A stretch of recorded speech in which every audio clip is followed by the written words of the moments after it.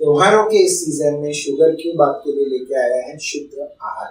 शुद्ध आहार में हमने घी देखा, तेल देखा और अब हम देखेंगे आटा या दालों से पिसा हुआ या पल्सेस से पिसा हुआ, धान से पिसा हुआ जो भी आटा होता है, उस आटे की शुद्धता कैसे रखी जाए और कैसे समझा जाए कि उसका महत्व कितना है। तो आइए जानते हैं। मैं डॉक्टर विमलेश सेठी आपका स्वागत करता हूँ शुगर क्यूब के इस एपिसोड।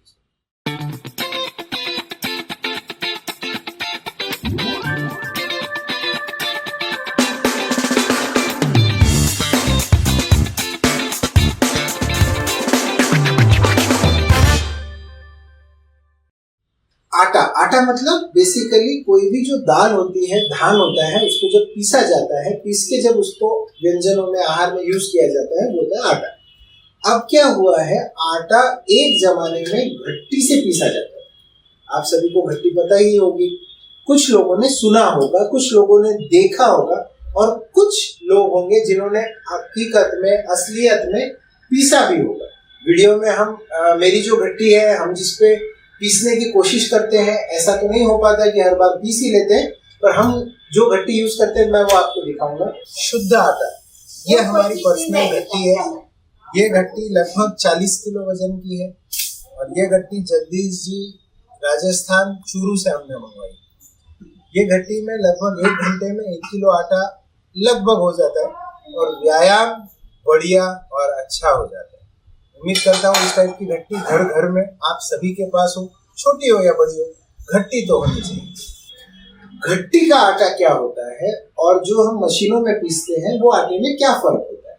आटा शुद्ध होने के लिए पहली बात है कि हमारा धान शुद्ध होना जरूरी है।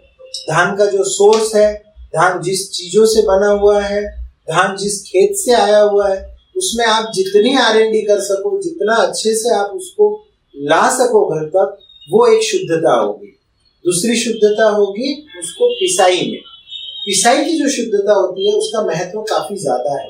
आप लोगों ने देखा होगा जब आटा पीस के आता है घर पे, काफी गर्म होता है। इतना गर्म होता है कि अगर मेटल के बर्तन में आप लाओ तो तुरंत पिसा हुआ आटा आप ला नहीं सकते। इतना गर्म होता है, उसको ठंडा होने देना पड़ता है। उस आटे को इतना गर्म करना अपेक्षित नहीं है। जब आटा गर्म होता है तो उसके माइक्रोन्यूट्रिएंट्स का नुकसान होता है और अगर जिस चीज के माइक्रोन्यूट्रिएंट का नुकसान हो जाए तो वो चीज शरीर के लिए उतनी उपयोगी नहीं होती या हानिकारक हो सकती है। आप सभी को पता होगा कि जैसे गेहूं से ही मैदा बनता है, पर मैदा उतना स्वास्थ्यवर्धक नहीं होता जितना गेहूं होता है। क्या फर्क पड़ा दोनों में? दोनों में फर्क वही पड़ा कि गेहूं का कुछ हिस्सा अलग निकाल दिया गया और उसको उपयोग में लिया गया, तो उसके स्वास्थ्य या आपके शरीर को देने वाली चीजों में फर्क पड़ गया। वैसे ही अगर आप आटे के माइक्रोन्यूट्रिएंट्स को निकाल दोगे तो वो आटा वो चीज नहीं दे पाएगा जो आपको देना चाहिए। तो इसका उपयोग हम कैसे करें या कैसे शुद्ध बना सकते हैं? घट्टी मिलना आजकल कोई बहुत बड़ी बात नहीं है। ऑनलाइन के जमाने में आप घट्टी घर तक ला सकते हो। घट्टी घर में लाने के लिए आपको उसकी एक जगह बनानी पड़ेगी, उसकी साफ सफाई का ध्यान रखना पड़ेगा। और हाँ, घट्टी की पूजा करके रखते हैं लोग, और घट्टी हमारे घरों में तो कई पीढ़ियों से हुआ करती थी। अब शायद थोड़ी कम हो गई होगी। आप एक बात का ध्यान रखें कि जब घट्टी पीसी जाती है तो आप देखिए कि उसका RPM कितना होता है। मुश्किल से 30 राउंड 40 राउंड 1 मिनट में घूमती है। और आप जो चक्की में आटा पीसते हो, भले ही वो पत्थर की चक्की हो या मेटल की हो या किसी भी टाइप की घर की चक्की हो, वो चक्की कैसे घूमती है आपने देखा?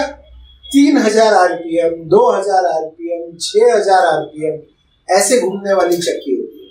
जब 30 या 40 RPM और 6000 RPM को कंपेयर किया जाएगा तो जब 100 गुना ज्यादा स्पीड से आप करते हो तो उस आटे के न्यूट्रिएंट का लॉस होना बहुत ही स्वाभाविक है। और क्या लॉस होता है, कैसे होता है, ये तो एक R&D का विषय है, पर वो जो गर्मी पैदा होती है, वो जो गर्म होता है, उससे भी लॉस हो सकता है। तो अगर आप घट्टी में पीसोगे तो 2 फायदे, एक तो आपका आटा शुद्ध रहेगा और दूसरा आपका व्यायाम होगा। जब आप आटा पीसते हो तो उसमें साइकोलॉजिकल एक फर्क पड़ता है। जब आप अपने हाथों से आटा पीसते हो, 1 किलो आटा पीसने में लगभग 1 घंटे का समय लगता है। और 1 किलो आटा आप रोज यूज नहीं करोगे, 4 लोगों की फैमिली है तो। अगर आप रोज का अपने खाने जितना आटा खुद पीस लो तो आपको ध्यान आएगा कि 1 महीने के अंदर आपका स्वास्थ्य बहुत अच्छी तरीके से और अच्छे लेवल पे पहुंच रहा है, क्योंकि आप रोज उतना व्यायाम कर रहे हो और आपको अपने जितना ही आटा पीसना है, उतना व्यायाम काफी होता है उतना ही आटा पचाने के लिए। तो आप एक बात समझ लीजिए, जितना आपको खाना है उतना आपको पीसना है। तो ये चीज आपको धीरे धीरे एक सर्कल में आ जाएगी। और एक दूसरी बात, जब आप पीसने बैठते हो, घर के और 2 लोग साथ में आ जाते हैं और एक माहौल बनता है। अनाज जो भी होता है, जहां से भी प्राप्त होता है, उसमें जान होती है, वो एक लाइफ होता है। आप बिना कोई लाइफ कंज्यूम किए अपनी लाइफ कंटिन्यू नहीं कर सकते। तो जो लाइफ आप पीस रहे होते हो, उसमें जब आपके अच्छे विचारों के गुण ऐड होते हैं, आप पीसने का आपका उद्देश्य पैसे कमाना नहीं होता। आपके पीसने का उद्देश्य होता है कि आपको वो अच्छे से अच्छा स्वास्थ्य दे। और आपके घर के सब लोग मिलके जब इस तरीके की प्रार्थना, इस तरीके के विचारों के साथ उस आटे को पीसोगे, तो वो आटा आपके बच्चों को, आपके बुजुर्गों को, आपको बढ़िया स्वास्थ्य देगा। ये नहीं हो पाए तो कम से कम घर में जो बीमार है उसका आटा तो भट्टी पे पीस के यूज करो। सभी प्रकार के आटे लगभग भट्टी पे पीसे जा सकते हैं। आप बीमारों के लिए या बच्चों के लिए वो आटा यूज करके देखो। मेरा दावा है, मुझे पक्का यकीन है कि आपको उसमें स्वास्थ्य लाभ दिखाई देगा। उम्मीद करता हूं कि ये शुगर क्यूब का एपिसोड आपकी लाइफ में कुछ तो मिठास ऐड किया होगा। तो मिलते हैं अगले वीडियो में। धन्यवाद।